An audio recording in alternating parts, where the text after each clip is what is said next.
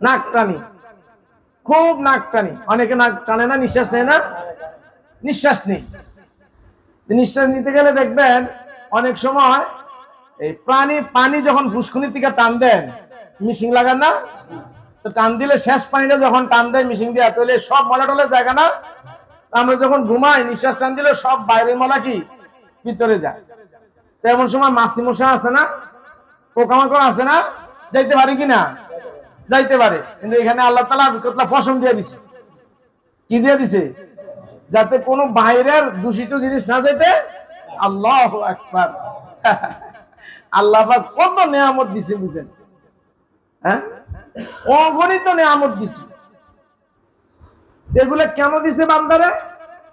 এইগুলা দেখাইয়া বান্দার এই কথা বুঝাইছে, আমার গোলামি করো। গোলামি করবা কার? আমি আল্লাহ।